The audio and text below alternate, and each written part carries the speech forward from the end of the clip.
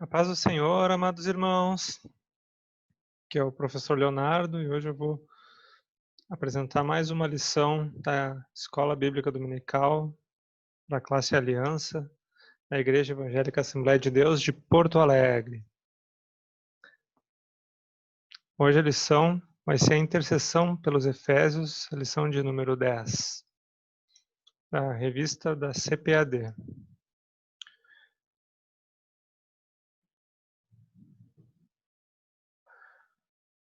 Gostaria de saudar todos bem-vindos.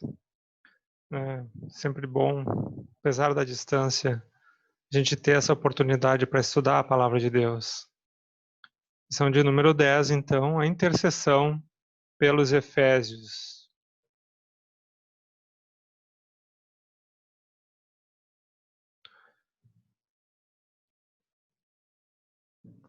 O texto áureo da nossa lição encontra-se em Efésios, no capítulo 3, os versículos 14 e 15. Por causa disso, me ponho de joelhos perante o Pai de nosso Senhor Jesus Cristo, no qual toda a família dos céus e da terra toma o nome. A verdade prática, né? Devemos interceder pelos eleitos de Cristo para que eles sejam fortalecidos do poder, vivam em comunhão e exercitem o amor de Deus. A leitura bíblica em classe que a gente encontra na nossa revista fica ali em Efésios, no capítulo 3, dos versículos 14 até o 21. Está escrito o seguinte: Por causa disso me ponho de joelhos perante o Pai do nosso Senhor Jesus Cristo, do qual toda a família nos céus e na terra toma o nome, para que, segundo as riquezas da sua glória, vos conceda que sejais corroborados pelo poder, pelo seu Espírito no homem interior, para que Cristo habite pela fé no vosso coração, a fim de, estando arraigados e fundados em amor, poderdes perfeitamente compreender com todos os santos qual seja a largura e o comprimento e a altura e profundidade, e conhecer o amor de Cristo, que excede todo o entendimento, para que sejais cheios de toda a plenitude de Deus. Ora, aquele que é poderoso para fazer tudo muito mais abundantemente além daquilo que pedimos ou pensamos, segundo o poder que em nós opera, a esse glória na Igreja, por Jesus Cristo, em todas as gerações, para todo sempre. Amém.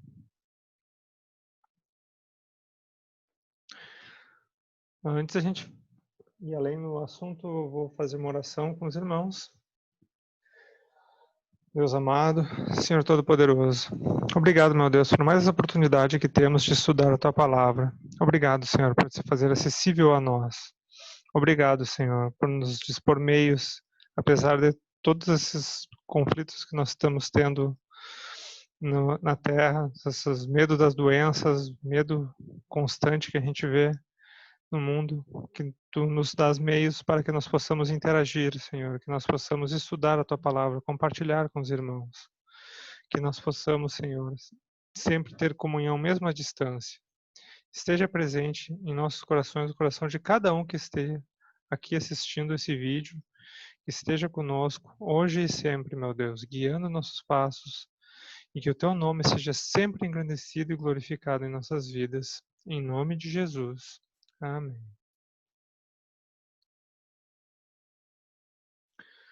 Bom, irmãos, essa não é a primeira lição, né, que eu dou dessa revista.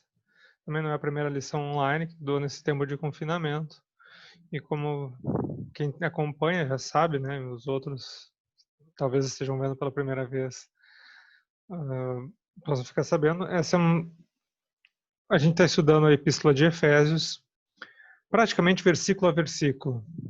E é um estudo muito interessante, eu estou gostando bastante da revista, esse tema que a CPAD escolheu, né, para que nós pudéssemos estudar, realmente nos aprofundar nesse assunto, nessa epístola, né, porque na aula passada a gente viu a primeira parte do capítulo 3, a gente viu desde o início do trimestre, sempre um trecho, ou um pedaço do capítulo, ou alguns versículos, e sempre na ordem. E agora a gente vai ver a parte final do capítulo 3. Para ter um pouco de contexto, né, é importante que a gente retome um pouco daquilo que foi visto na aula passada. Na aula passada a gente estudou sobre os mistérios de Deus. Se você pegar ali o livro de Efésios, nos primeiros versículos, ele vai falar bastante sobre esses mistérios. Que mistérios são esses? Mistério da salvação, essencialmente, o mistério da reconciliação com Deus. E como isso opera? Não é apenas simplesmente uma salvação de a pessoa continua do jeito que está e é salva. Ela é muito mais do que isso, é transformação de vidas. É incrível como, se a gente for parar para observar a igreja, né, meus irmãos, como a igreja, ela é uma comunidade plural. Desculpa. Porque a igreja, ela está presente em todos os lugares do mundo. Várias culturas, várias etnias, não importa a cor, não importa a raça, não importa a idade. Você tem pessoas idosas, tem crianças, tem adolescentes, tem jovens, tem solteiros, tem casados, tem brancos, tem negros, tem europeus, tem americanos, tem brasileiros, tem africanos, tem asiáticos. Várias culturas, tem gente que gosta de um determinado tipo de música, tem gente que gosta que se veste, enfim, né, vários países, várias maneiras de falar, de se portar, de se cumprimentar. E tudo isso, meus irmãos, nesse mistério, Deus faz de tudo isso um único povo, é o seu povo. Ele transforma a vida de todas essas pessoas que todas antes tinham em comum uma coisa, que é o pecado. O pecado está presente em toda a humanidade. E Deus, ele quer ter comunhão com absolutamente toda a humanidade, toda essa diversidade, toda essa pluralidade. E essa união dos diferentes faz da igreja o lugar mais plural que existe no mundo. Não existe como a gente conceber um lugar assim. Se a gente for ver até no início do pentecostalismo, se a gente for parar para analisar, quando surgiu lá na Rua Azusa, aquele movimento na Rua Azusa que teve em Los Angeles, onde houveram o batismo com o Espírito Santo de forma maciça e que inclusive chamou a atenção de vários jornais nos Estados Unidos e que impactou, na verdade, todo mundo, porque dali saíram missionários para todos os lugares do mundo, inclusive para o Brasil, né? Foi de lá que veio os missionários que fundaram a Igreja Evangélica Assembleia de Deus, né? Não necessariamente de Los Angeles, né? Mas foi desse avivamento, né? Oriundo. Lá, numa época que os Estados Unidos era um país extremamente racista, segregacionista, inclusive o principal homem do avivamento da Rua Azusa, William Seymour, ele era um negro que ele assistia às aulas de teologia pela janela, porque ele não era autorizado a assistir dentro da sala de aula. Mas quando ele fundou a igreja, era um local, um único local nos Estados Unidos onde os negros e brancos estavam juntos, onde havia essa comunhão entre os irmãos, onde não havia nenhuma diferença. Paulo cita esse mistério dessas diferenças quando para ele também é algo curioso, porque ele era um judeu arraigado. E aí ele diz, agora, tanto judeus quanto gentios, ou seja, culturas completamente diferentes, agora são um povo. Né? Foram todos transformados de acordo com a vontade de Deus. As pessoas não perdem sua característica, aquilo que não é pecado apenas, elas abandonam o pecado. Elas não perdem aquilo que não faz mal, elas perdem aquilo que é de mal. Deus transforma a vida e faz com que a pessoa, seja de qual for a cultura, qual for os hábitos, faz com que ela tenha uma vida de acordo com a vontade de Deus. Isso é um mistério muito grande. Tudo isso, né, que vem desde o Antigo Testamento sendo anunciado, esse mistério, né?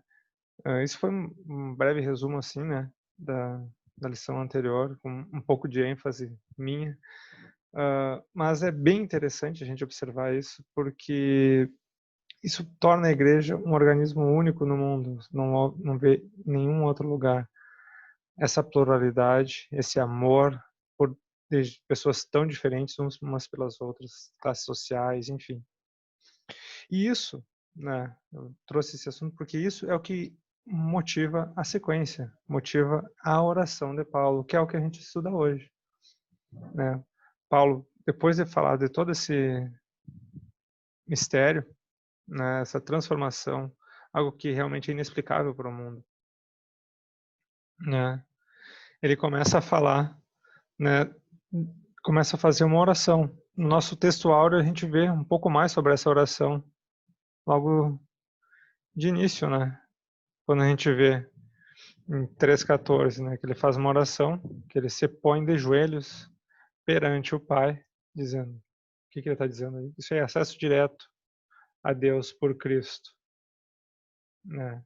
Ele está dizendo que agora não existe mais barreiras entre nós e Deus. Antes, no Antigo Testamento, havia uma barreira que era os sacerdotes precisavam fazer a intercessão. Hoje, cada um de nós pode ser um sacerdote, cada um dos convertidos pode ter acesso direto ao Pai. Não é necessário um intercessor, alguém que, deixa que eu levo o teu pedido para Deus. Deus, que eu levo a tua petição. Não é mais necessário. É. Por isso ele se põe de joelhos perante o Pai, né?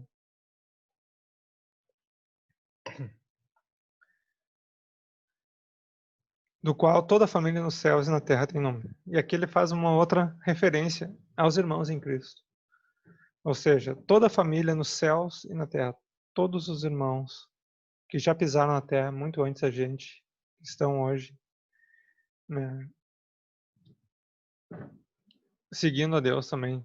Todos, né, o Pai, né, aqui é uma referência a todos os irmãos em Cristo.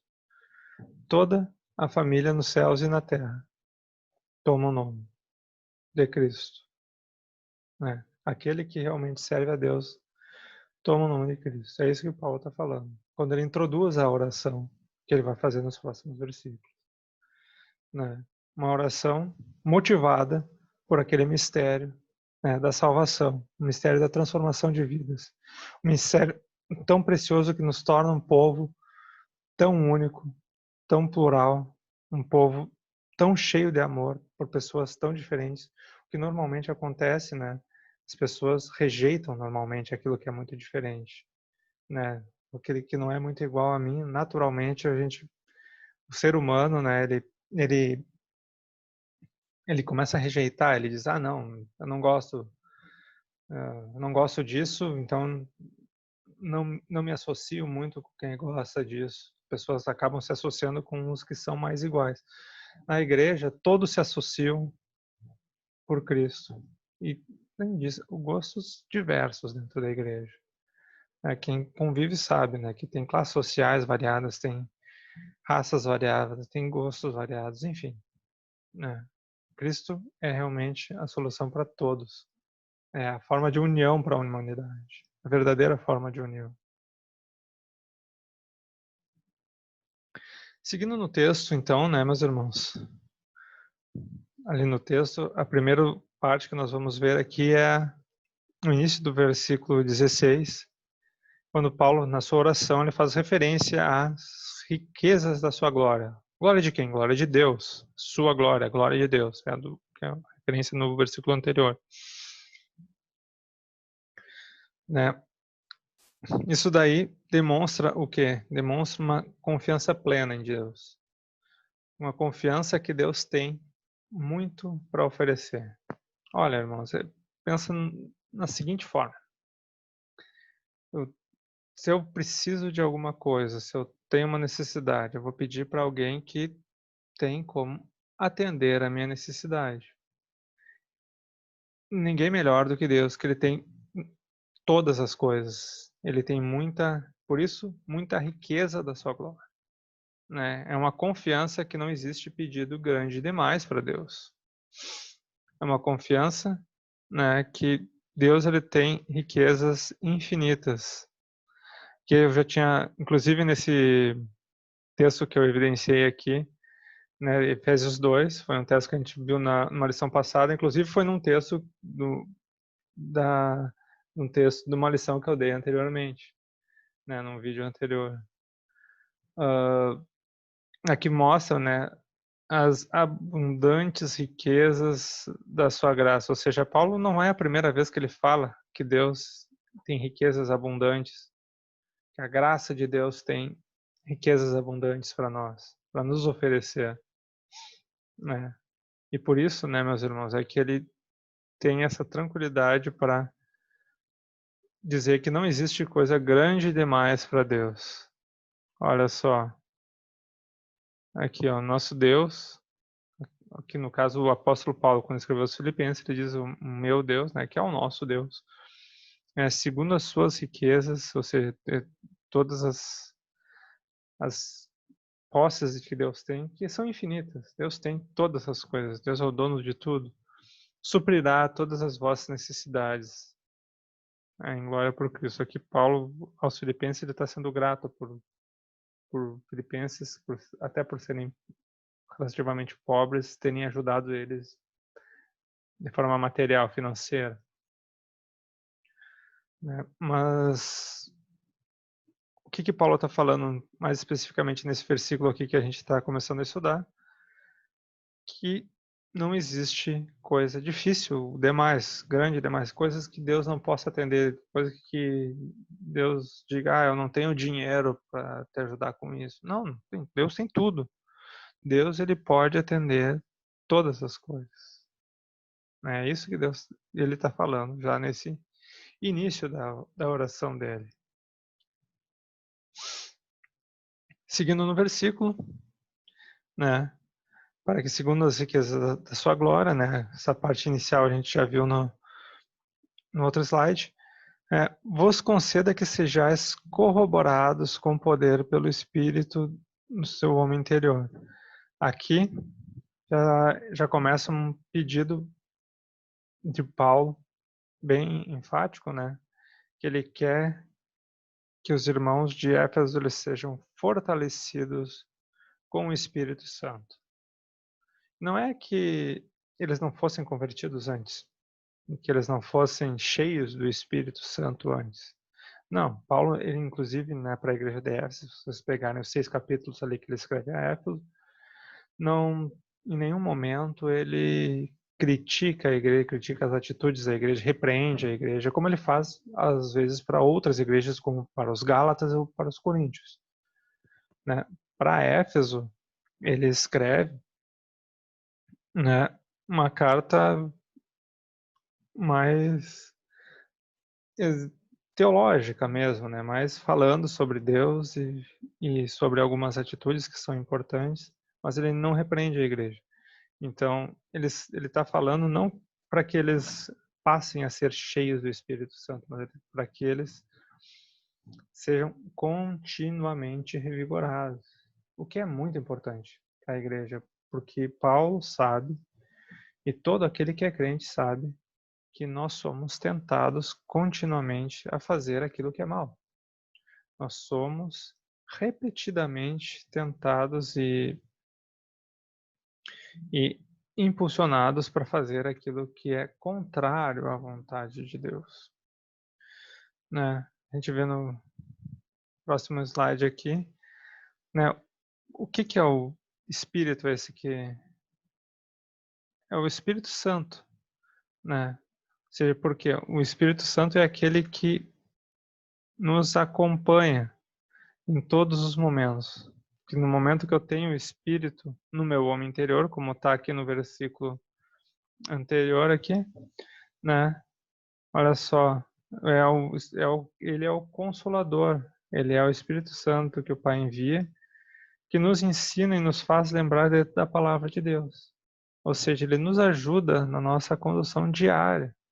O Espírito Santo nos mantém nos caminhos de Deus. No momento que eu aceito a Jesus como meu Senhor e Salvador, o Espírito Santo começa a fazer parte da minha vida. Fazendo parte da minha vida, ele vai dirigindo os meus caminhos. E aí, né, meus irmãos, por que é tão importante a presença do Espírito Santo? Porque a gente está numa batalha. Que eu trouxe um texto que o apóstolo Paulo escreve aos Romanos também. Olha só, vai dizer que não é uma coisa que acontece com todo mundo. A gente sabe o que é correto, mas faz o que é errado. Isso acontece. Olha só o que o apóstolo Paulo fala aqui, ó. Mas então acho essa lei em mim, que quando quero fazer o bem, o mal está comigo. Ó, porque segundo o homem interior, né, ou seja, aquele que é guiado pelo Espírito, tenho prazer na lei de Deus. Mas vejo nos meus membros outra lei, ó, vou destacar aqui, que batalha contra a lei do meu entendimento, ou seja, eu sei o que eu tenho que fazer, eu sei o que é bom, sei o que é correto, né? E me prende debaixo da lei do pecado, ou seja, tem alguma coisa, né, que me impulsiona a fazer aquilo que é mal. Isso é uma realidade que está presente em todo ser humano. Infelizmente, né, meus irmãos, a gente está sujeito a esse tipo de tentação e a única pessoa que nos impede, que nos dá força para resistir a isso, é o Espírito Santo. Se a gente for ver aqui no outro versículo, olha só, Paulo escreve aos Gálatas: andai no Espírito e não cumprireis a concupiscência da carne, ou seja, não é para te atender não é para te atender essa lei que te prende debaixo do pecado, a concupiscência da carne, ou seja, não é para te ceder isso. Ó, porque a carne milita contra o espírito e o espírito contra a carne, e estes se opõem um ao outro, para que não façais o que quereis. Ou seja, esses textos são eles muito semelhantes, mostrando que existe uma disputa dentro de nós. Né? O inimigo das nossas almas, ele quer nos desviar do caminho de Deus. E ele usa muitas vezes os nossos instintos, os nossos, né, desejos carnais mesmos para fazer aquilo que é errado, né? Nos impulsionar para o mal. O Espírito é o que nos mantém firmes em Cristo. Então, se eu quero ser um servo de Deus, quero fazer a vontade de Deus, eu tenho que me submeter a Deus. Tenho que ter uma dependência completa de Deus. Eu tenho que ser fortalecido com o Espírito no meu homem interior. E é isso que Paulo está pedindo. Percebam que não é pouca coisa, meus irmãos. Não é pouca coisa. Quantas vezes a gente já observou uma pessoa que às vezes é um exemplo de fé, cair da fé, fazer alguma coisa horrível, horrenda, assim, uma coisa que inimaginável. Poxa vida, o fulano fez isso. Pois é, caiu da fé. Por quê? Porque deu vazão, enfraqueceu-se no espírito, deu vazão aos desejos da carne e acabou caindo. Continuando também, já no 17 aqui, ó, para que Cristo habite pela fé no vosso coração, né? O que isso está dizendo? Olha, meus irmãos, é muito semelhante ao versículo anterior, né? Se a gente está cheio do Espírito Santo, o Cristo vem e mora no nosso coração, né? E essa palavra aqui, deixa eu destacar bem, habite. Deixa eu botar bem grande aqui, um amarelinho. Habite, né? O que o apóstolo Paulo está falando aqui? De habitação permanente. Está falando de morada, uma casa, ou seja, aquele lugar que é o lugar onde tu entra. Agora que a gente está em confinamento aí, né? Eu dou graças a Deus porque eu vejo umas notícias aí que já estão descobrindo umas vacinas, né? Mas agora a gente fica em casa, né? E é dali que a gente não sai. É mais ou menos isso, sabe? Tá ali, aquela ali é a tua casa e dali é o teu ponto de residência, né? E por isso que faz parte da oração de Paulo. Só que, claro, né, meus irmãos, a gente tem um detalhe. Essa Cristo morar no nosso coração, Ele não vem simplesmente morar, aceitei Jesus como coração, agora ele mora em mim para todo sempre. Ora, meus irmãos, isso requer fidelidade. Por quê? Porque existe uma coisa que afasta Deus de nós, que é as nossas iniquidades, ou seja, nossos pecados, fazem divisão entre nós e Deus. Se eu resolvo, por livre e espontânea vontade, continuar em pecado, se eu me nego a mudar a minha vida para agradar a Deus, se eu não abro mão de alguma coisa por causa do Senhor, sinto muito. Mas daí o que acontece? Nossos pecados vão encobrir o rosto de Deus, irmãos. Nosso Deus, ele não vai se aproximar. Como é que ele vai fazer parte da vida de uma pessoa que ofende ele deliberadamente? Não é assim, sabe? Não vamos dizer, né, que todos os crentes têm uma vida completamente santa.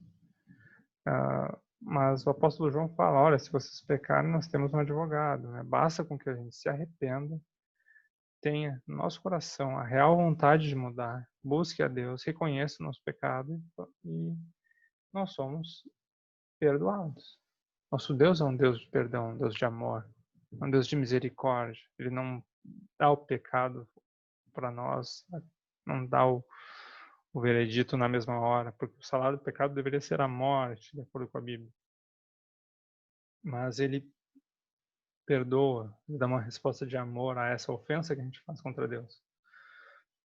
Mas agora, se eu simplesmente resolvo, e como a gente já viu várias pessoas, inclusive desses famosos assim, que caíram da fé, que eles simplesmente se negam a mudar essa atitude, eles começam a se auto-justificar, eles começam a dizer, não, eu fiz isso, mas realmente eu estava certo quando eu fiz isso, e é pecado, a Bíblia condena. Eu não posso me justificar perante Deus, é Deus que me justifica. Então, meus irmãos, se eu quero que Cristo more no meu coração, que Ele habite e faça uma morada permanente no meu coração, isso requer fidelidade, requer que eu procure andar longe do pecado.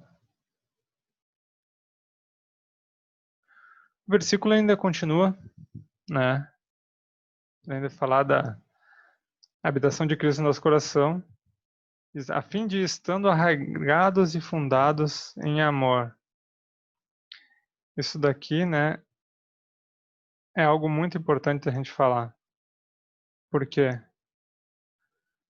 Porque a gente tem que evidenciar uma coisa. Qual é a principal marca do crente? Qual é a principal marca daquele que serve a Deus de verdade? Não é um servo que se veste como crente que sai de Bíblia debaixo do braço. Na verdade, um crente ele não deveria precisar disso para evidenciar que é crente. Ele precisa do quê? É do amor. Por quê? Porque Deus é amor, né? Essa é a marca, ó. Aquele que não ama não conhece a Deus, porque Deus é amor, né? Isso é o que a Bíblia fala, que o apóstolo João fala, né, que Deus é amor. O amor não é só isso, ele é um mandamento de Deus. Aqui a gente vê o apóstolo João mais uma vez, queria evidenciar aqui, ó, um novo mandamento vos dou, que vos ameis uns aos outros. Mateus também registra que Jesus, quando foi questionado, qual é o grande mandamento? Né? E aí ele resume a lei e os profetas, ou seja, todas as leis do Antigo Testamento, em duas leis, né? Amar a Deus de todo o coração, toda a tua alma, todo o entendimento, e amar ao próximo como a ti mesmo. Disso dependem toda a lei e os profetas dizer. E aí a gente vê, né, meus irmãos, que isso é realmente um mandamento de Deus. E por causa disso, né, meus irmãos, é uma marca da igreja. O amor, né, ora, como é que a gente sabe que faz parte realmente a pessoa da igreja? Se vos amardes uns aos outros. Isso conhecerão se são meus discípulos. Ah, mas eu tenho carteirinha de membro da igreja. Eu fui batizado, participo de todas as ceias, né? Até no tempo de pandemia. Mas enfim, meus irmãos, a marca é o amor, né? E isso é muito característico, meus irmãos. Isso a gente vê expresso às vezes na atitude, quando a gente compara a atitude da igreja com a atitude do mundo. Logo que eu me casei, minha esposa ela veio morar comigo aqui em Porto Alegre. E ela disse que o único lugar que ela foi realmente bem recebida aqui em Porto Alegre foi dentro da igreja. Por quê? Porque ela encontrou o amor dos irmãos, que acolheram, né, a gente como um casal. A gente começou a frequentar ali a classe dos casais, a gente começou teve um círculo de amigos, né? Foi muito bom, realmente muito bom. E enquanto em qualquer outro lugar que a gente ia passear num shopping, no cinema, no mercado, enfim, a gente não encontrava. Ela, inclusive, ela fez faculdade, né? Enquanto a gente está nos primeiros anos aqui, a gente estava casado. Eu, no meu trabalho também. A atitude é completamente diferente, meus irmãos. Não que todas as pessoas da igreja sejam crentes, mas o mundo tem uma atitude diferente. E também, né, meus irmãos, para evidenciar bem o quão importante é o amor. O apóstolo Paulo, né, citando aqui os primeiros na carta aos Coríntios, né, quando ele está falando sobre os dons espirituais, aqueles dons de línguas, dons de profecia, dons de poder, de fé, ele abre um parênteses e bota o capítulo 13, entre o capítulo 12, que ele começa a falar dos dons espirituais, do capítulo 14 de 1 Coríntios, que ele fala mais um pouco sobre, enfatiza um pouco o dom de profecias e de falar em línguas estranhas, de interpretação de línguas, mas ele fala do maior dos dons, que é o amor. Isso, meus irmãos, é o principal. Às vezes a gente deixa um pouco de lado, a gente quer um milagre, a gente quer aquele dom, tu estenda a mão e, e move as montanhas, assim.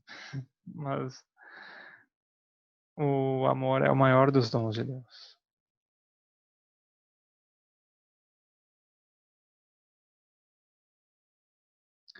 Seguindo então, a gente falar um pouco mais, né, sobre esse versículo aqui, né, que a gente não falou, ainda tem algumas palavrinhas difíceis aqui, ó.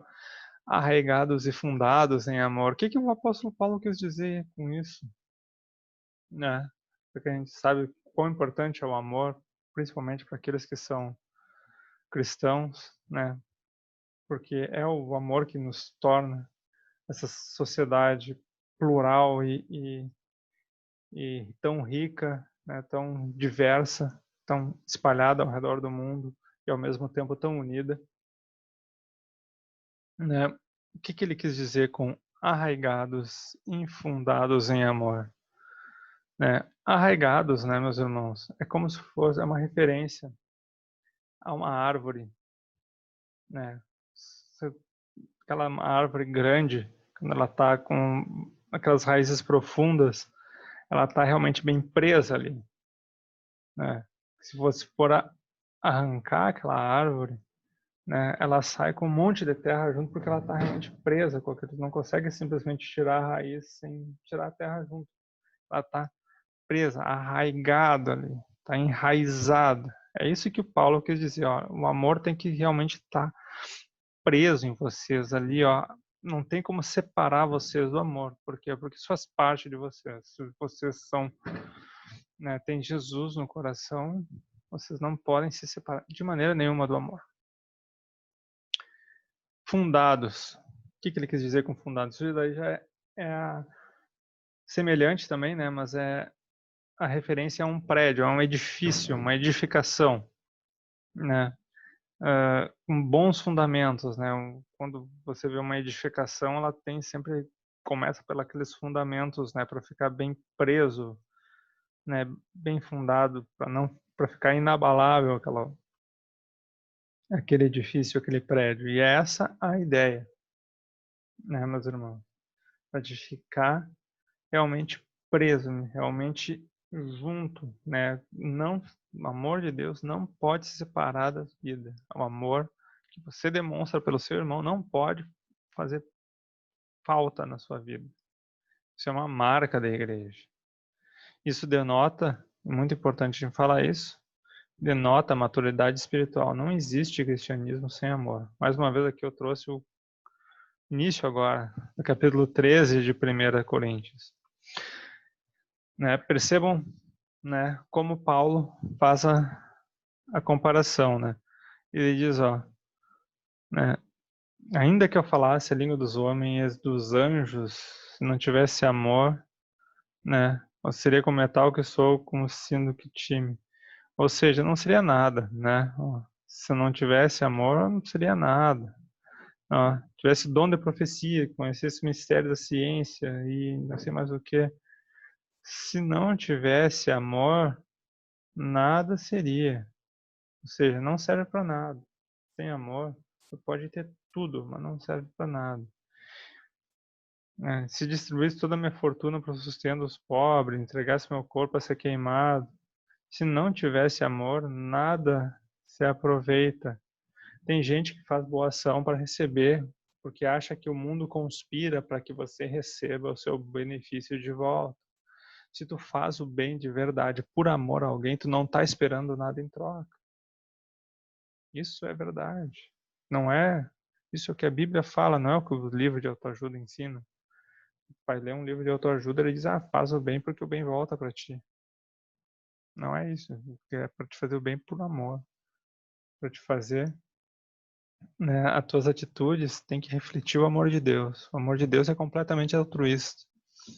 Jesus, ele morreu na cruz por nós, não esperando, independente de eu aceitar ou não o sacrifício dele.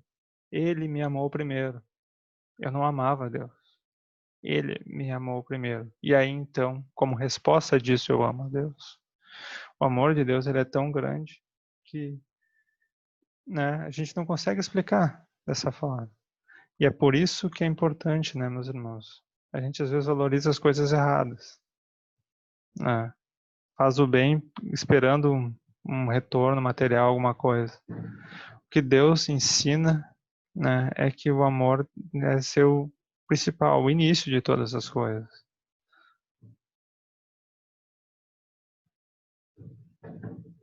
E esse amor, né, meus irmãos, não é um amor aquele, né, que às vezes o mundo, infelizmente, o mundo erotiza, né? Hoje em dia tu vê, né, passeatas e coisas sobre comportamento sexual. Isso não é amor, meus irmãos. Isso não é amor. Amor é um sentimento de doação que tu tem por uma outra pessoa. Não é necessariamente pelo seu cônjuge. É qualquer. Por isso que a Bíblia fala em amar o próximo. É um amor ao próximo. Claro que a gente tem sentimento especial pelo cônjuge, mas quem não é casado também, né? Quem não está num relacionamento também pode amar as pessoas. Não é um amor por uma pessoa. Ele não está falando de um amor romântico. Está falando de um amor puro, aquele amor de Deus, né? Um amor sincero, que é a única forma de amor verdadeiro, né? A única forma de amor real. Toda forma de amor que não vem de Deus não é amor, porque Deus é amor. Se não vem de Deus, não é amor.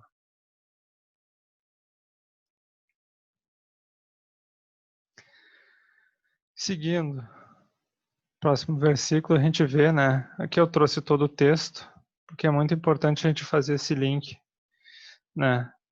Ó, a intensidade desse amor de Deus é um amor que excede todo o entendimento. Eu até falei um pouquinho no versículo, no slide passado ali, mas que excede todo o entendimento. É o amor de Deus. Olha só, continuando o texto ali, né? Estando arraigados e fundados em amor, podereis perfeitamente compreender com todos os santos qual seja a largura, o comprimento, a altura e profundidade, conhecer o amor de Cristo que excede todo entendimento, para que sejais cheio da plenitude de Deus. Aqui a gente vê, né, meus irmãos, um link lá, ó, do início, ó. Como é que a gente vai compreender qual a intensidade do amor de Deus?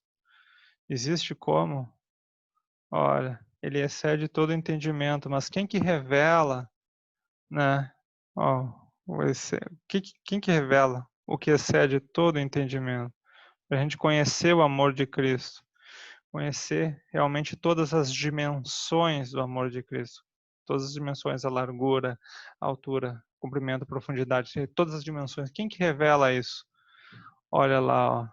Lá no início a gente falou dele, ó, com o poder do seu Espírito. Se vocês pegarem o texto, olha ali, ó, todo o texto, sejais corroborados, sejam fortalecidos com poder no Espírito e no homem interior, para que Cristo habite pela fé no vosso coração, a fim de estarmos arraigados e fundados em amor. Ou seja, sejais fortalecidos, corroborados no poder do Espírito, para a gente poder perfeitamente compreender, né, e conhecer o amor de Cristo que excede todo entendimento. É o Espírito Santo que faz você conhecer o amor de Deus. Não, se quem não conhece a Deus, na verdade, nem sequer sabe o que é amor de verdade. Tem alguns lampejos aí, porque Deus ele é misericordioso, mas todo o amor ele vem de Deus. Né? E o fato, né, meus irmãos, que esse amor nos deixa, né, conhecer esse amor, viver esse amor, nos deixa o quê? Cheios de toda a plenitude de Deus, ou seja, Deus ele passa a estar conosco na nossa vida, em todos os momentos. Isso é importante, meus irmãos. É muito importante para nós. Finalizando a, a oração, até olha só, eu esqueci de botar os versículos um de cada vez dessa vez, mas é importante a gente salientar, né, que no final da oração de Paulo há uma glorificação a Deus. A oração, né, diz: aquele que é poderoso para fazer muito mais abundantemente, além daquilo que pedimos ou pensamos, né? Ou seja, aqui Deus, o apóstolo está falando que Deus pode fazer muito mais daquilo que a gente imagina. Deus ele pode fazer e muito além. Deus ele realmente vai fazer. Ele tem poder para isso, né? Aqui um versículo até eu trouxe nas outras aulas também, né? O apóstolo Paulo fala aos Coríntios, olha só, como Deus trabalha, ó, que o olho não viu, que o ouvido não ouviu, não subiu ao coração do homem, ou seja, tu nem imagina. São as coisas que Deus já preparou para todo aquele, para os que o amam. Ou seja, Deus já preparou para ti uma coisa muito além, muito melhor daquilo que tu sequer pode imaginar. Porque sabe que o Deus ele é poderoso para fazer muito além daquilo que a gente pode imaginar, ou às vezes a gente nem sabe como pedir. Às vezes tu tá lá angustiado, às vezes tu tá lá com o coração apertado, não sabe nem como expressar aquela dor que tá dentro de ti. Aí tu vai clama a Deus, não sabe nem o que tu vai dizer, não sabe mesmo. A palavra de Deus fala em Romanos, isso é muito interessante, olha só, que não sabemos o que havemos de pedir como convém, mas o mesmo Espírito intercede por nós com gemidos inexprimíveis. Aquele que examina os corações sabe qual é a intenção do Espírito. É Ele, segundo Deus, que intercede pelos santos. Ou seja, meus irmãos, às vezes a gente não sabe nem o que pedir, mas Deus sabe o que é melhor. Deus ele tem poder para atender todas as tuas necessidades, inclusive aquilo que tu não ousa pedir, ou que tu não consegue pedir, ou que tu acha que tu não merece, mas se Deus quiser te abençoar, Ele te dá. Às vezes vai muito além, né? Vai muito além. E existem vários testemunhos. disso, meus irmãos, que a gente vê dentro da igreja. As pessoas sendo abençoadas. E muito além disso, né, meus irmãos? A maior das bênçãos, a gente não vê testemunho aqui na terra, a gente vai ver ao final dos tempos, quando a gente estiver morando nos céus junto com o nosso Deus amado. Então, no final da oração de Paulo tem essa adoração, a glorificação a Deus, né, mostrando que Deus ele é poderoso, né, para fazer muito além daquilo que nós imaginamos. No último versículo, né, aqui é um convite à adoração e glória a Deus. A esse a glória na igreja por Jesus Cristo em todas as gerações. É o que fica evidente aqui, né, meus irmãos, nesses versículos aqui, é que as orações elas também glorificam a Deus e que Paulo é incrível como já é a segunda vez que Paulo faz uma oração dentro dessa epístola dos Efésios e as duas ele terminou com uma adoração. Se a gente for analisar, o próprio Jesus, né, meus irmãos, vocês lembram aqui nesse versículo aqui, ó, porque teu é o reino e o poder e a glória para sempre, amém. Isso aqui é o finalzinho da oração modelo, né, registrada lá em Mateus capítulo 6, o famoso Pai Nosso, né? Como é que Jesus termina? Adorando a Deus. Né? Ou seja, a oração também é muito mais do que pedidos, é uma adoração a Deus. E o que Paulo quer dizer quando ele enfatiza ali, né, na igreja? O que ele quer dizer com isso?